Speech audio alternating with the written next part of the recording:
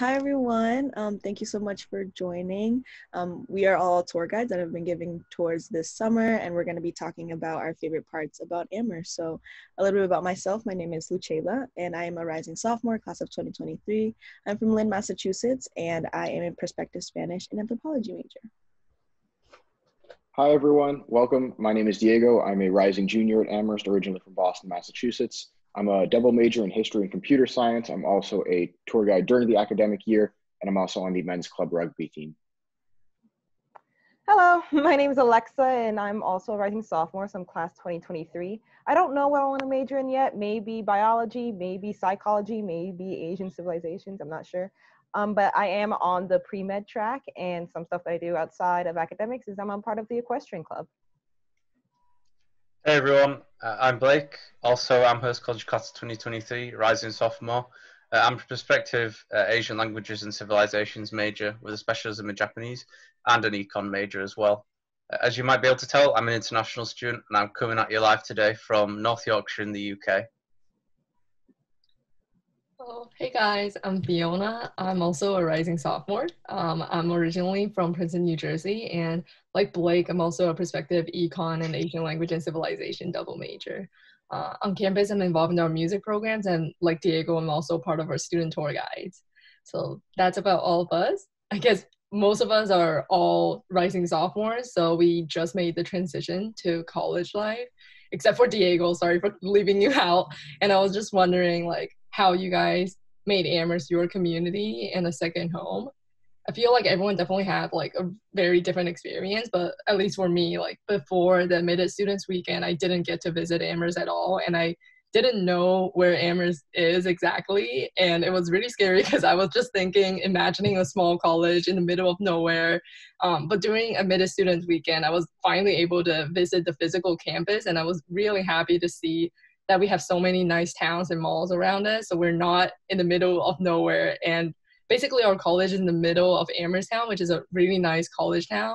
And the benefit of living inside a college town is that you have so many different restaurants, stores, places to explore. And personally, it was super reassuring for me to be able to find so many ethnic restaurants in Amherst, especially like Asian restaurants, just so I can get home dishes to prevent me from like homesick.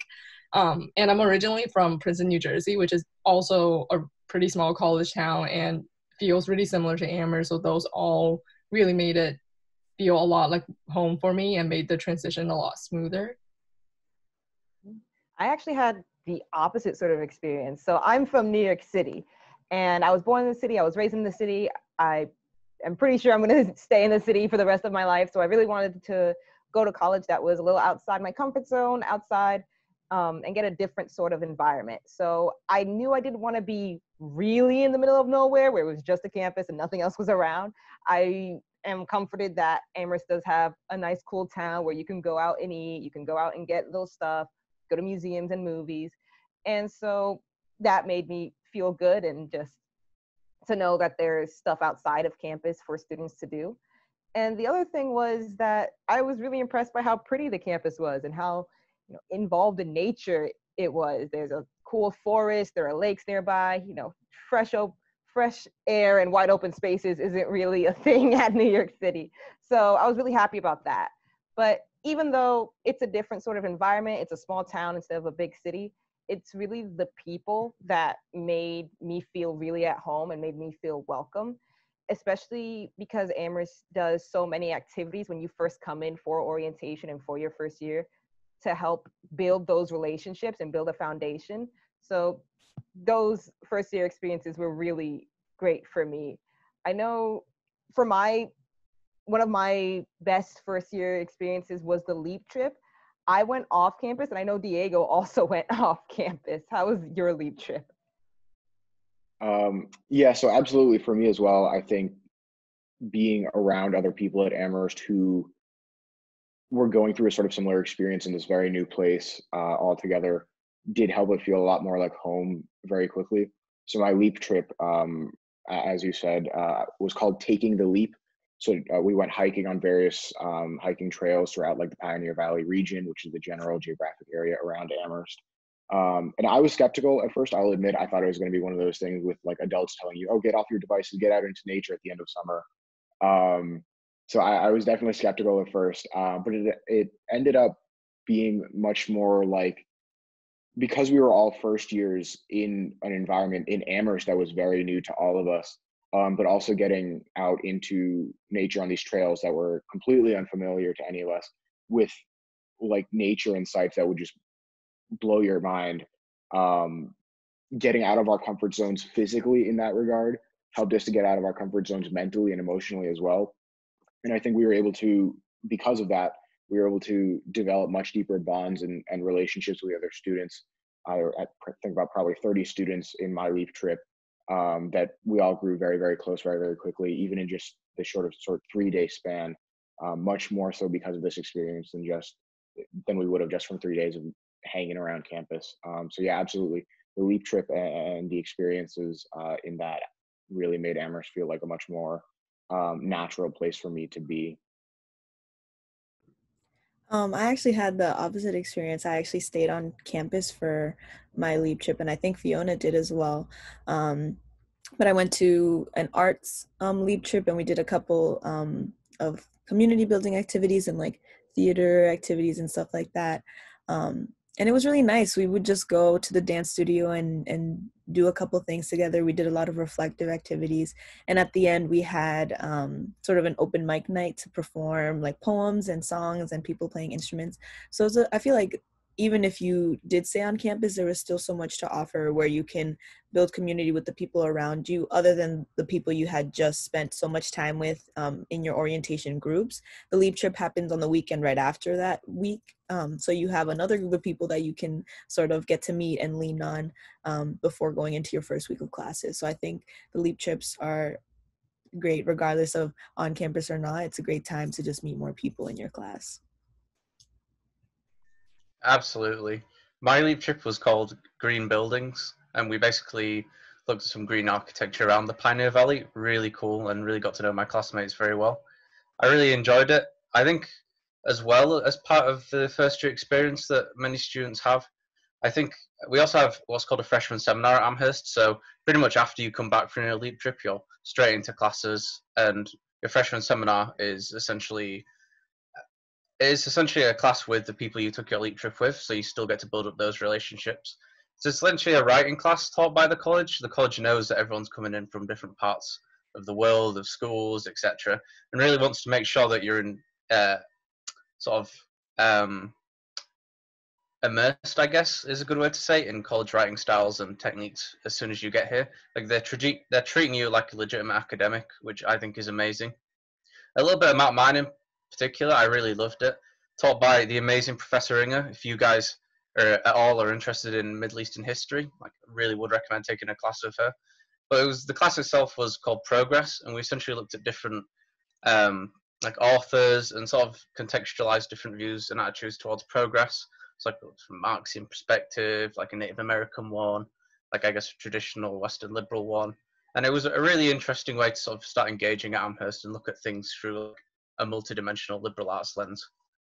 I guess this sort of feeds in more to my love of academics at Amherst. Like the open curriculum is amazing. You can literally, you don't have any requirements apart from your freshman seminar. That's the only class you have to take. So you're never going to be stuck in like meeting a requirement that you hate.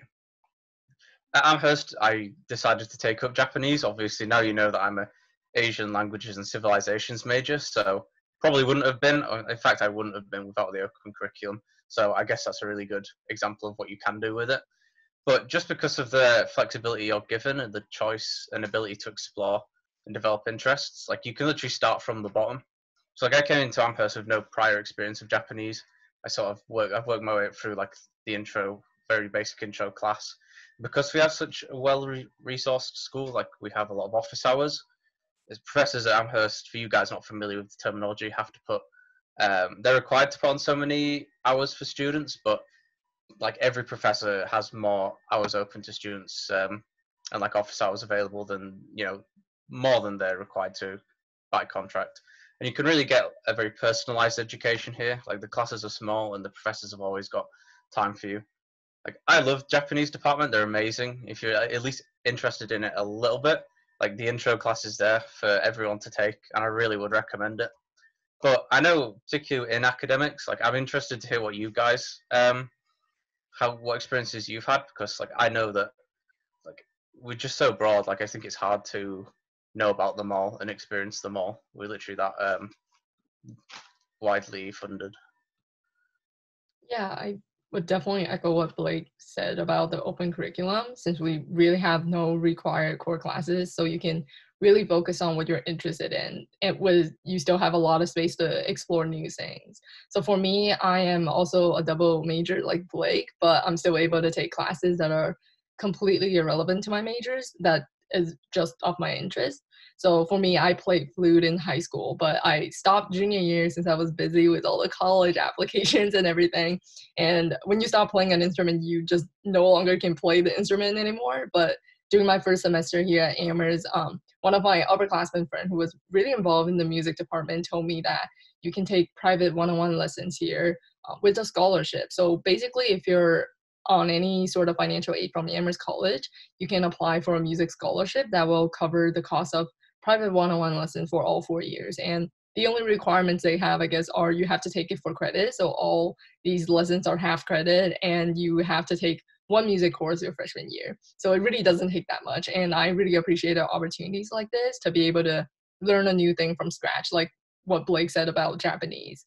And the private lessons really allow me to pick up my flute again and gain access to performances opportunities. And it also really connected me with other musicians here on campus who are now some of my best friends. And I definitely encourage everyone to take advantage of the open curriculum here to, really explore new things that you don't get to really explore outside of college. Yeah, I would echo that as well. I think part of what makes taking full advantage of the open curriculum so accessible and so doable is how supportive the professors at Amherst are. Like math has really never been my thing, but I've taken a math course almost every semester that I've been at Amherst because the faculty members are just like absolutely incredible and take so much time out of their own schedules to help me whenever I am having trouble, to just check in on me and see how I'm doing, both in the class and also just like as a human being.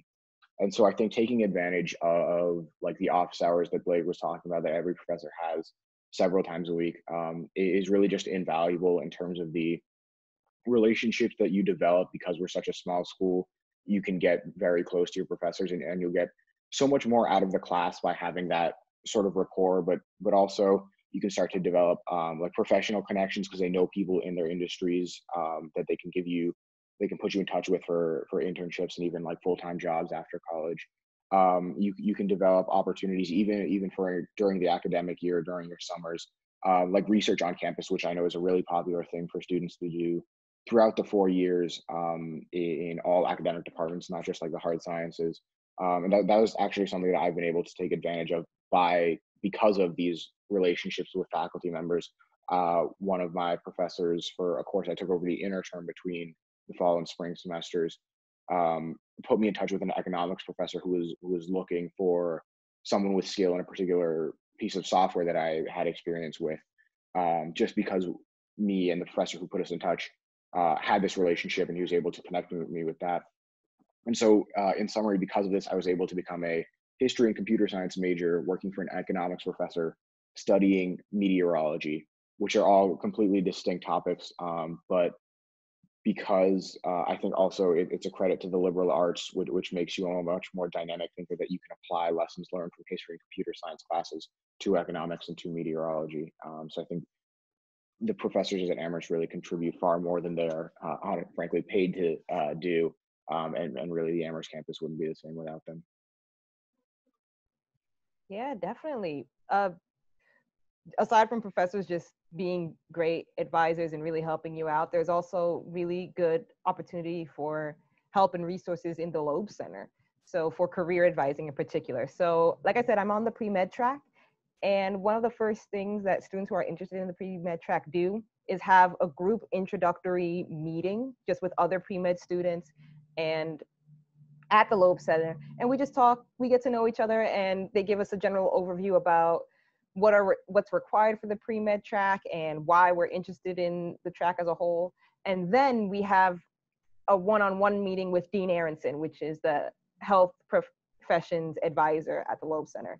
And so I was a little nervous. I wasn't sure what to expect, but I was really surprised because it wasn't something that made me feel uncomfortable or uncertain if this track was really for me.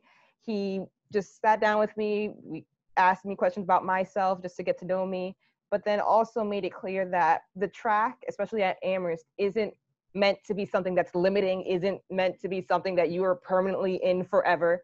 And so it's really there if you're interested in it. And then you have all the freedom you can, especially with the open curriculum, to major in something that's non-STEM, take whatever courses you want, do study abroad, which are all something that I'm interested in. So that was really nice. And the Loeb Center as a whole is a great resource to have because they have advisors that can cater to specific needs and specific industries. So there's the pre-health advisor, there's law, there's entertainment, education, business and finance. So the Loeb Center is really a great place to go to for advising in careers where they can point you in the right directions for internships and for other job opportunities. There's also general advisors if you have no idea what you're interested in. I met with one just to see what it was like. And it was very, very nice. It gives you a sense of things to try out and to do if you don't really have a general direction just yet. So that was a really nice opportunity for me. I know there's lots of resources also on campus that's not specifically, between student and adult. And I know Shayla knows all about that.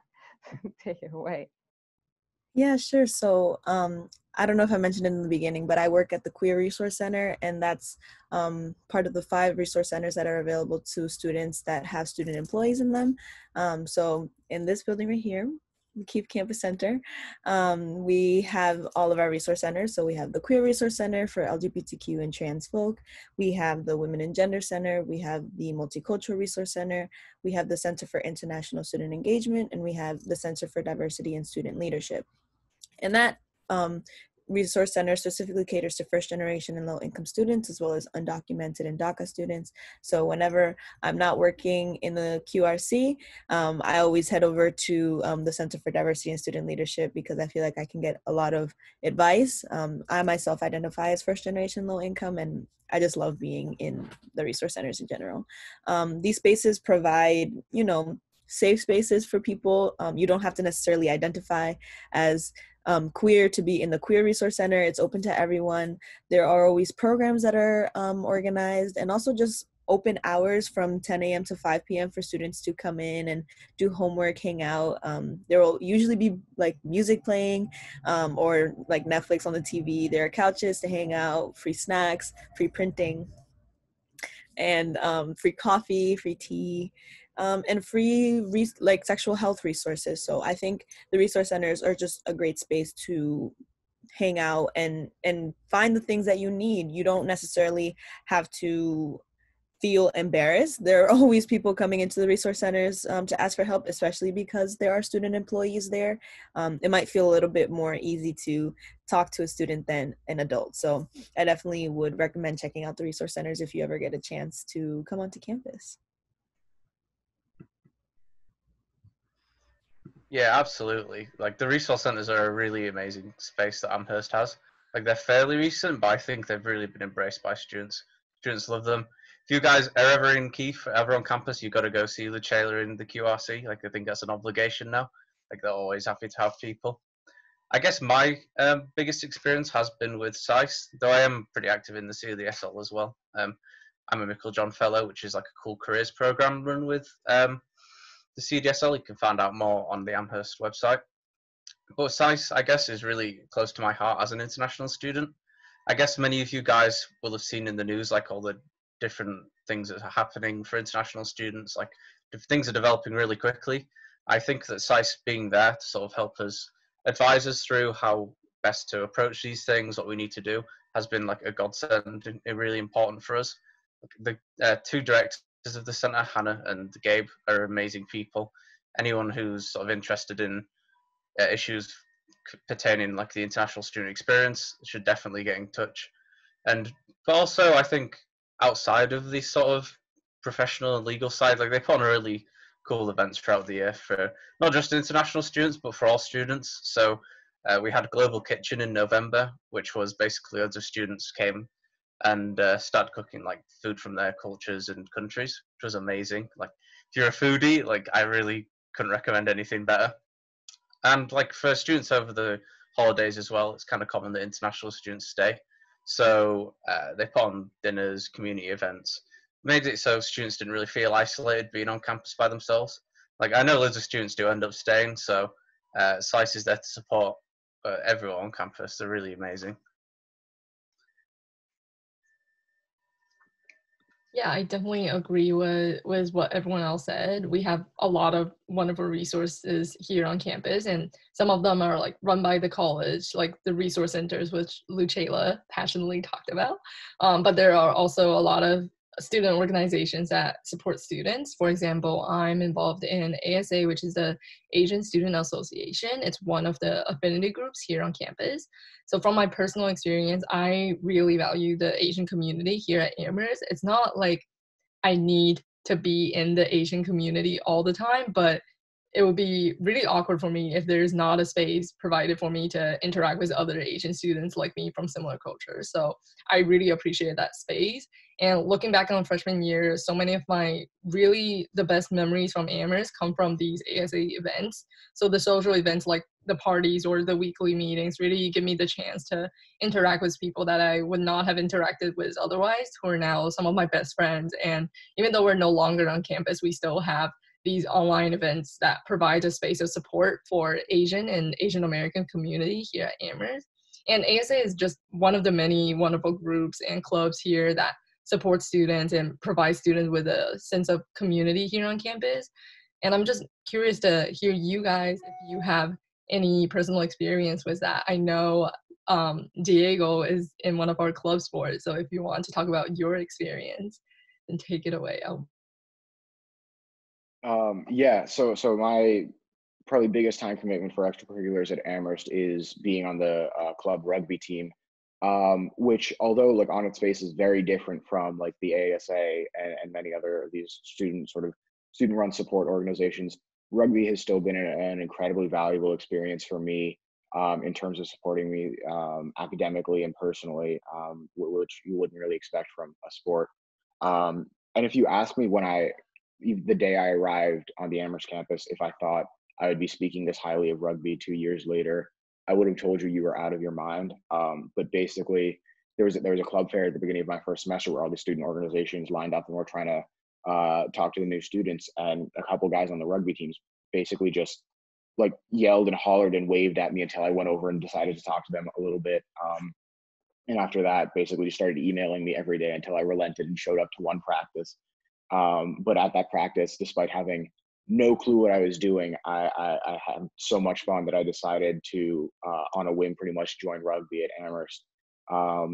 And in the 2 years since then, I have been winded after big hits. I've been cold, muddy, bloody, bruised, sore, but I've not once regretted that decision, even though it was made in pretty much a split second. Rugby has been incredibly valuable as an experience in terms of me being physically active. We are good enough that we smoked our rival school Williams 24-0 last spring, which I have to mention for the rivalry. We came second in our championship last fall. But it's helped me socially as well. It's just an incredibly wonderful bunch of guys on the team who welcomed me really with open arms, despite, as I said, I had no experience with rugby beforehand. I didn't know anyone because I was new at Amherst when I joined. And it's even helped me academically and professionally as well, because of developing these relationships with upperclassmen through extracurriculars gives you so much more insight into how Amherst works as an institution, tips and tricks to start to build your resume, what classes you should and shouldn't take for what you're interested in, and how to get internships and opportunities like that. So yeah, even though you wouldn't expect, club sport on its face to be something that has helped me through every aspect of my Amherst experience, rugby absolutely has.